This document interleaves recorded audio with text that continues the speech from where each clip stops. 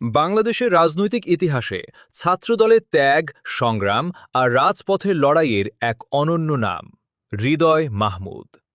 ২০১৬ সাল, একটি বয়স যখন অনেকেই নিজের ভবিষ্যৎ নিয়ে ভাবছিল।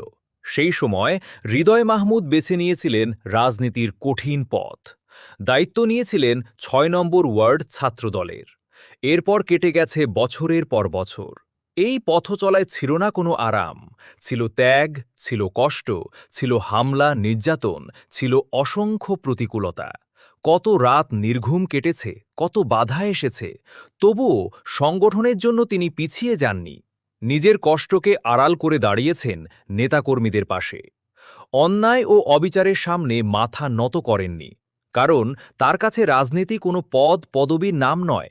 রাজনীতি মানে ত্যাগ, রাজনীতি মানে সংগ্রাম, রাজনীতি মানে মানুষের পাশে দাঁড়ানো। ২০১৬ সালের সেই ছোট্ট দায়িত্ব থেকে আজ ৪ নম্বর চররুহিতা ইউনিয়ন ছাত্রদলের সভাপতি।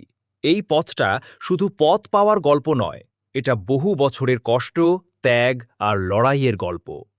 হয়তো তার ত্যাগের সব গল্প সবাই জানে না, কিন্তু রাজপথ জানে, কঠিন সময় জানেনি, আর জানে সেই মানুষগুলো যাদের পাশে তিনি ছিলেন।